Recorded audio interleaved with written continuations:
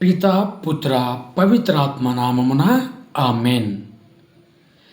యోహాను సువార్త 14వ అధ్యాయము వచనములు 1 నుంచి. యేసు వారితో, మీ హృదయమును కలవర పడనీయకుడు, దేవుని విశ్వసింపుడు, నన్నును విశ్వసింపుడు. అందుకు యేసు, నేనే మార్గమును సత్యమును జీవమును, నా మూలమున తప్ప ఎవడును తండ్రి యొద్దకు రాలేడు. ప్రియులారా,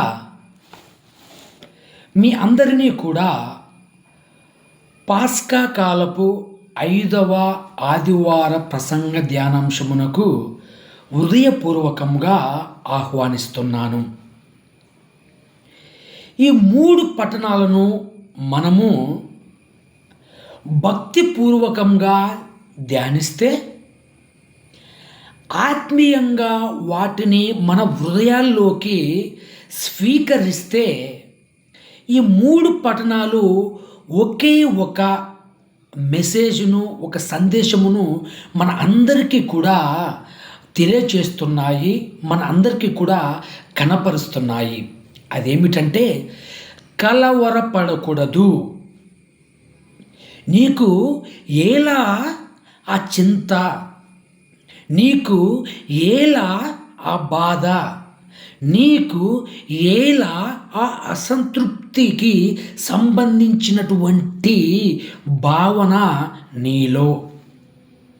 అందుకే మొదటి పట్టణంలో మనం చూస్తే ప్రియులారా, ఆ మొదటి క్రైస్తవ సంఘములో విభజన ఉండడము మనము చూస్తున్నాము. ఆ విభజన వారందరినీ కూడా వేరు చేస్తుంది. ఆ వ్యత్యాసాలు, ఆ అర్థవంతమైనటువంటి అర్థం కానటువంటి ఆ పరిస్థితులు అన్నీ కూడా ఆ మొదటి సంఘపు క్రైస్తవులలో ఒక కలతను, ఒక విభజనను, ఒక వ్యత్యాసమును అన్నిటినీ కలుగజేస్తే, అక్కడ అపోస్తులు గట్టిగా నిలబడి ఆ సంఘములో 7 మందిని పవిత్రాత్మ ద్వారా ఎన్నుకోబడై వారందరికీ కూడా ఒక నిజమైనటువంటి సమస్యకు పరిష్కారాన్ని అందిస్తూ, మీరు భయపడకూడదు, మీకు విభజన వద్దు, మీకు ఎటువంటి బాధ వద్దు, మీరు ధైర్యంగా ఉండండి, పునరుత్థాన క్రీస్తును నమ్ముకొనండి, పునరుత్థాన క్రీస్తులో మీరు ముందుకు వెళ్ళండి. మీ కుటుంబంలో అయితేనేమి, మీ పిల్లలు అయితేనేమి, మీ యొక్క సమాజంలో అయితేనేమి, మీ క్రైస్తవ సంఘాలలో అయితేనేమి, మిగతా వేటిలోనైనా నీకు ఆ విభజనకు సంబంధించినటువంటి సాతాను శక్తి ఏమైనా ఉంటే మీరు చేయవలసింది ఒకటే. అదేమిటంటే, మీరు గట్టి నమ్మకంతో ఆ పునరుత్థాన క్రీస్తును నమ్మండి. మీకు అన్నీ కూడా అనుగ్రహింపబడుతాయి, మీకు అన్నీ కూడా సకాలంలో ఇవ్వబడతాయి అని చెప్పేసి అక్కడ మనము చూస్తున్నాము. ప్రియ సహోదరి, ప్రియ సహోదరుడు, అదేవిధంగా 2వ పట్టణంలోకి మనము అడుగు పెడితే, అక్కడ పునీత పేతురు గారు అభయమిస్తున్నారు. ఏ విధంగానంటే, యెషయా ప్రవక్త పలికినటువంటి ఆ మూలరాయి ఎవరో కాదు కానీ మన యేసుక్రీస్తు ప్రభులవారు అని చెప్పేసి. యెషయా గ్రంథము పలికినటువంటి మూలరాయి, తీసివేసిన రాయి మూలరాయి అగును. ఇక్కడ కొత్త నిబంధనలో ఆ విసిరేసినటువంటి, ఆ పారద్రోసి వేసినటువంటి, అంగీకరింపబడినటువంటి ఆ రాయి ఇక్కడ మూలరాయి అయిపోయింది, జీవమునిచ్చేటటువంటి రాయి అయిపోయింది. ఆ మూలరాయి ఎవరయ్యా అంటే మన యేసుక్రీస్తు ప్రభులవారు. అందుకే మీకు బాధలు ఉన్నా, హింసలున్నా, మిగతావేవి ఉన్నా వాటి అన్నిటిని కూడా మీరు వాటికి మీరు భయపడకూడదు అని వీటి అన్నిటిని కూడా ఎదుర్కొంటున్నటువంటి క్రైస్తవులకు ఒక ప్రోత్సాహ వాక్కు, ఒక సజీవ సత్యమైనటువంటి వాక్కును ఈ 2వ పట్టణం ద్వారా పునీత పేతురు గారు ప్రజలకు వినిపిస్తున్నారు. మరి ఏమర్థమవుతుంది ఈ 5వ పాస్కా ఆదివారం ద్వారా? మరి నీవైనా నేనైనా మనమైనా మన జీవితాలలో కలవర పడేటటువంటి పరిచేటటువంటి మనలను కృంగదీసేటటువంటి మనలను కన్నీరుమయం చేసేటటువంటి మనలను అసలు ఆశ లేకుండా చేసేటటువంటి పరిస్థితులు ఎన్ని వచ్చినా ఎన్ని ఉన్నా ఎన్ని ఎరుకో గోడల వలె మన ముందు ఎన్ని ఉన్నా వాటి అన్నిటికీ కూడా ఒకే ఒక పరిష్కారము ఒకే ఒక దేవుడు ఎవరైనా ఉన్నారు అంటే ఆ యొక్క వ్యక్తే మన యేసుక్రీస్తు ప్రభులవారు.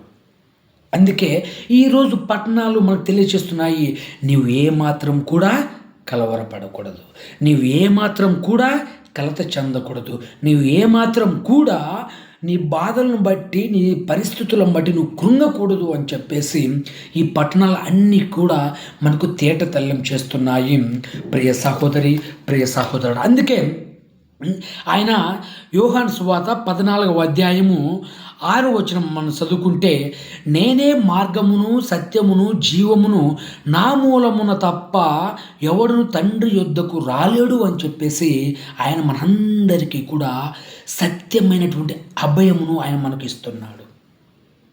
నీ జీవితంలో ఆయనే సత్యమని మర్చిపోయి ఉన్నావా? నీ కుటుంబంలో ఆయనే మార్గమని మర్చిపోయి ఉన్నావా? నీ పరిస్థితులను బట్టి జీవమైనటువంటి ఆ పలుకులను నువ్వు మర్చిపోయి ఉన్నావా? ఎటువంటి జీవితమును నువ్వు జీవిస్తున్నావు? ఎటువంటి క్రైస్తవును నువ్వు అనుసరిస్తున్నావు? ఎటువంటి ఈ దేవుని యొక్క పలుకులను నువ్వు అంగీకరిస్తున్నావు?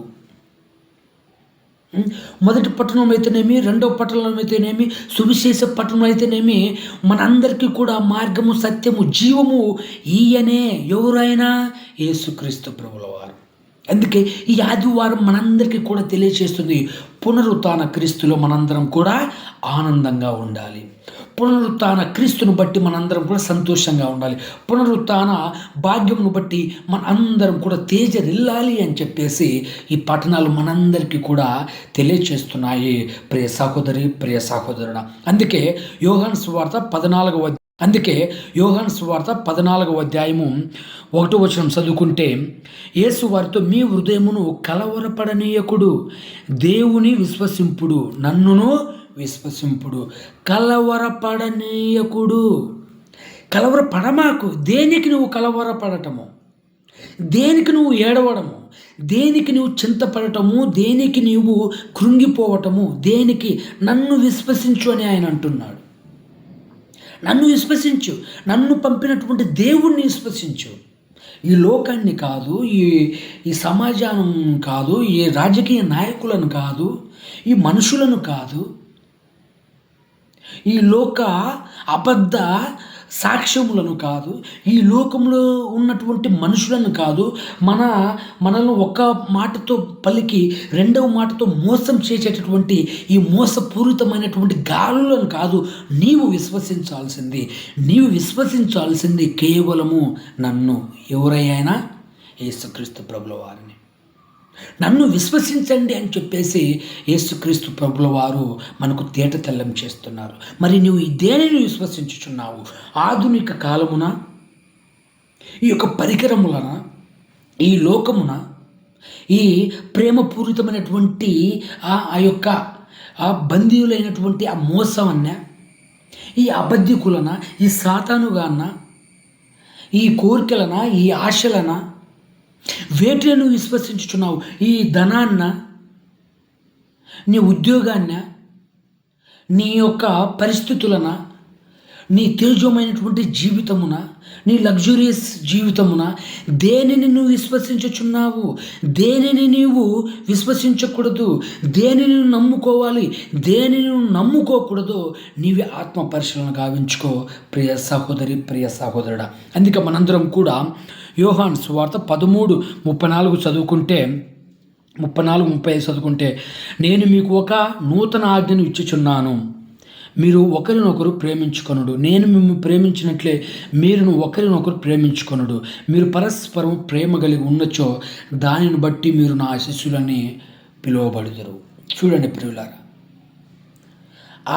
మనం ఇతరులను ప్రేమించాలి. ఇతరులను ద్వేషించటం కాదు, ఇతరులను మనం మోసం చేయటం కాదు, ఇతరులకు మనం బాధకరమైనటువంటి మన భారముగా మనం మిగిలిపోవడం కాదు. ఈ పట్టణాలన్నీ కూడా మనందరికీ కూడా తేడతెల్లం చేస్తున్నాయి.